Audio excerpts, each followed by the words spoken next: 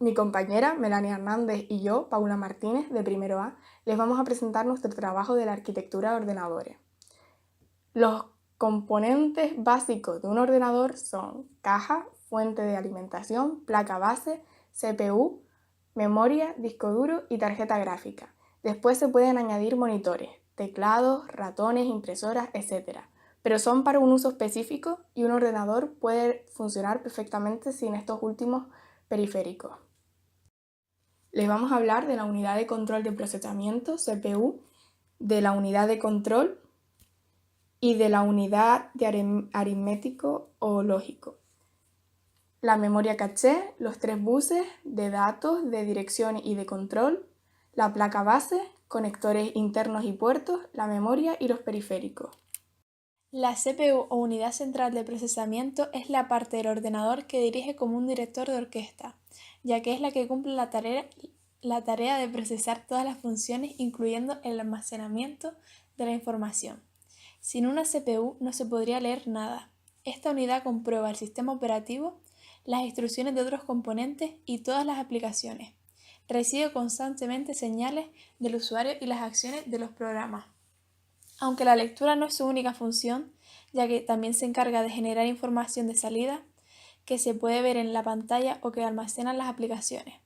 La CPU se puede considerar el cerebro de un dispositivo. Muchas veces es llamado procesador, procesador de ordenador o microprocesador. La CPU se divide a su vez en la unidad de control y en la unidad aritmético-lógica. Vamos a ver la unidad de control. Realiza la búsqueda e interpretación de las instrucciones. Es el centro nervioso del ordenador, ya que desde ella se controlan y gobiernan todas las operaciones. La misión fundamental de esta unidad es recoger las instrucciones que componen un programa, interpretarlas y controlar su ejecución. En otras palabras, recibir las instrucciones de la memoria en el orden establecido por el programa, identificar de qué instrucción se trata en cada caso y generar la secuencia adecuada de órdenes para el resto de elementos funcionales que constituyen el ordenador. La ALU es un contador digital capaz de realizar las operaciones aritméticas y lógicas entre los datos de un circuito. Suma, resta, multiplica y divide, así como establece comparaciones lógicas a través de los condicionales lógicos sí, no y o, desde los circuitos más simples como relojes, calculadoras, hasta complejos circuitos como microchips actuales.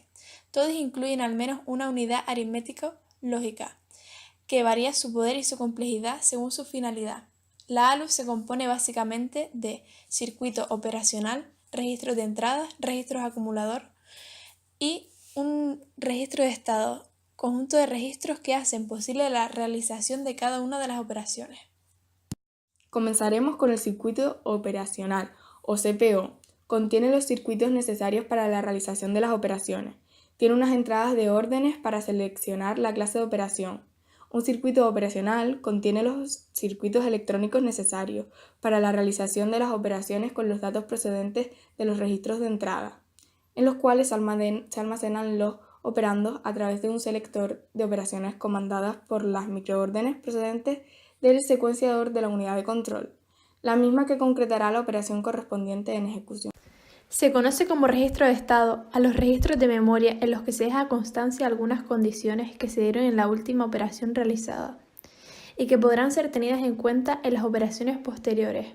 Por ejemplo, en el caso de hacer una resta, en el registro de estado queda constancia de que si el resultado fue 0, positivo o negativo o si sobrepasó la cantidad de representación.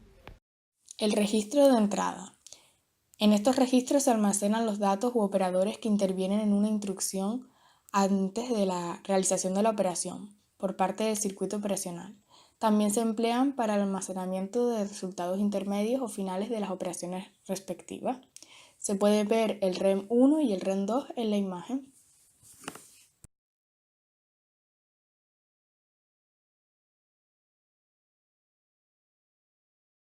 Ahora seguiremos con el registro acumulador. Este almacena los resultados de las operaciones llevadas a cabo por el circuito operacional. Está conectada con los circuitos de entrada para la realimentación en el caso de operaciones encadenadas. Asimismo, tiene una conexión directa al bus de datos para el envío de los resultados a la memoria central o a la unidad de control. Memoria caché.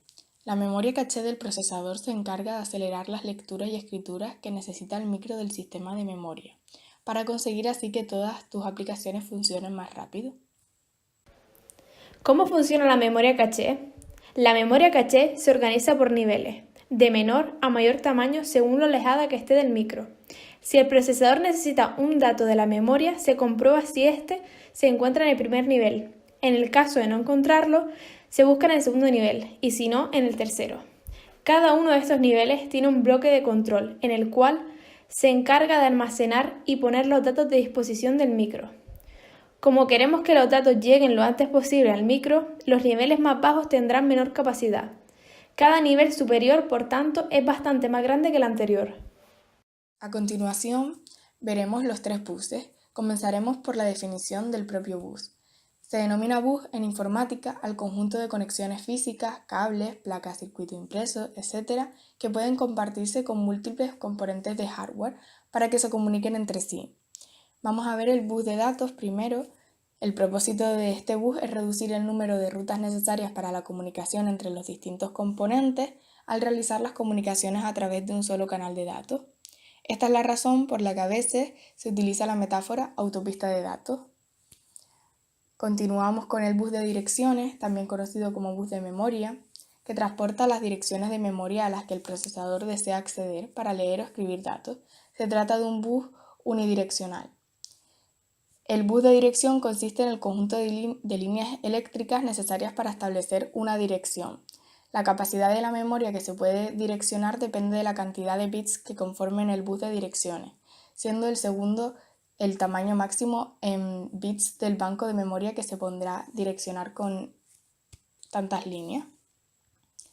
El último, el bus de control, gobierna el uso y acceso a las líneas de datos y de direcciones. Como estas líneas están compartidas por todos los componentes, tiene que proveerse de determinados mecanismos que controlen su utilización. Las señales de control transmiten tanto órdenes como información de temporización entre los módulos. Mejor dicho, es el que permite que no haya colisión de información en el sistema.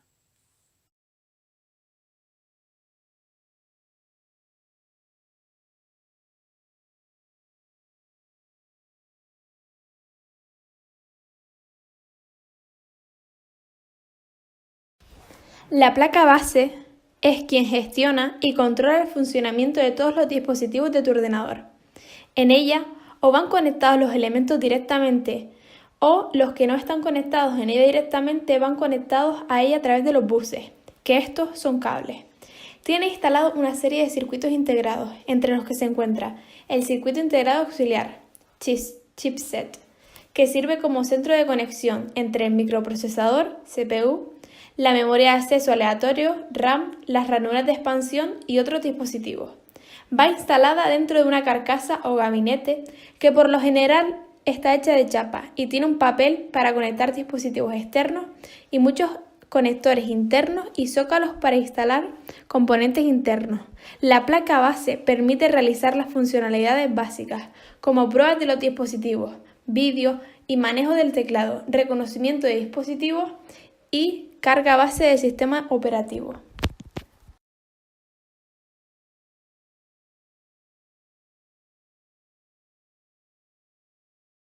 Conectores internos. Son las ranuras donde se conectan diversas tarjetas en el sistema.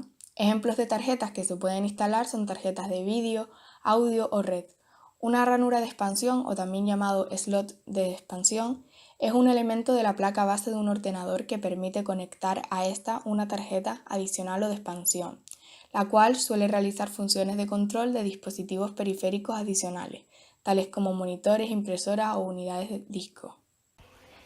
Los puertos. El término de puerto es bastante común y se refiere a una parte del equipo informático que nos permite establecer una comunicación entre uno o varios dispositivos diferentes, ya sea por vía cableada, vía lógica o vía inalámbrica. Para definir lo que es un puerto podemos decir lo siguiente. Un puerto es una interfaz o conector, ya sea interno o externo, que se utiliza para comunicar diferentes tipos de elementos de hardware o elementos de software que nos permitan enviar y recibir datos de un equipo a otro. En conclusión, un puerto nos permite comunicar uno o varios dispositivos informáticos para poder enviar o recibir información y establecer comunicaciones entre dichos dispositivos. Dos tipos de puertos. Los primeros se utilizan para comunicar equipos físicos o de hardware y los segundos se utilizan para establecer comunicaciones a nivel de software.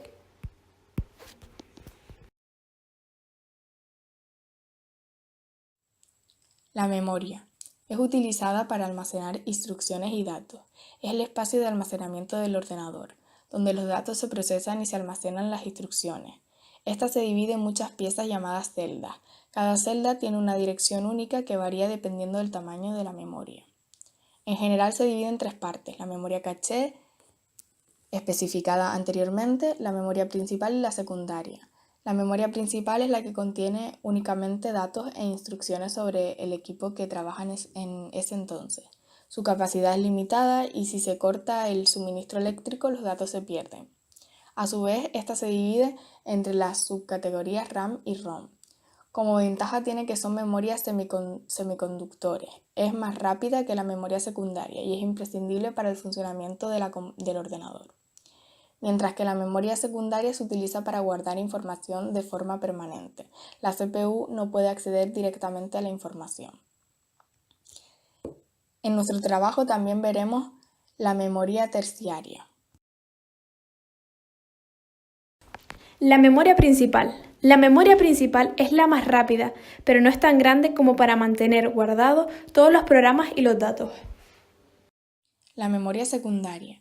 Es moderadamente rápida, pero la recuperación de información en disco duro suele ser muy superior al acceso de la memoria principal y el disco duro se estructura por discos magnéticos que giran alrededor de un eje y entre ellos acceden unos brazos que con unos cabezales son capaces de leer y escribir datos.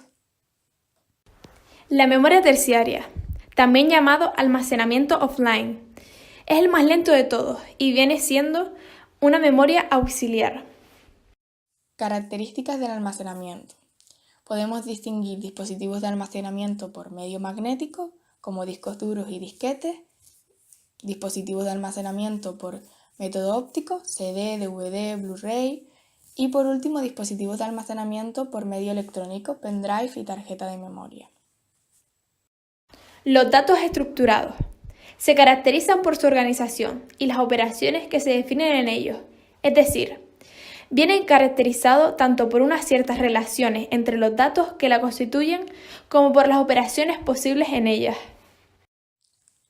Datos estructurados. Podemos distinguir cuatro: las estructuras contiguas o físicas, las cuales al representarse en el hardware del ordenador lo hacen situando sus datos en áreas adyacentes de memoria; las estructuras entrelazadas, cuya localización de un dato no es inmediata, sino que se produce a través de los punteros que relacionan unos datos con otros; las estructuras estáticas, el tamaño ocupado en la memoria se define con anterioridad a la ejecución del programa que los usa; y por último, las estructuras dinámicas no tienen limitaciones en su tamaño, salvo la única restricción de la memoria que dispone el ordenador.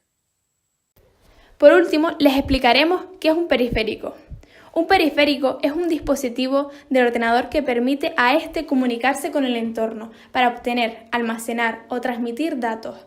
Son conocidos como puertos entrada-salida. Suelen tener un extremo macho con clavijas sobresalientes o hembras, con agujeros para insertar los conectores machos. Hay tres tipos distintos de periféricos: periféricos de entrada, periféricos de salida y periféricos mixtos. Los periféricos de entrada son los periféricos que permiten introducir datos e información en la computadora para que ésta los procese u ordene. Los periféricos de salida son aquellos encargados de transmitir la información desde la computadora hacia el usuario, entre los que se encuentran los monitores, las impresoras, los auriculares, entre otros. Y por último, los periféricos mixtos. Son aquellos dispositivos capaces de enviar y recibir información desde y hacia la computadora. En este grupo de periféricos podemos mencionar las impresoras multifunción, lectoras de CD y DVD, entre muchos otros. Este trabajo ha sido realizado por Melania Hernández de primero A y por Paula Martínez de primero A para la clase de informática. Espero que les haya gustado. Muchas gracias por su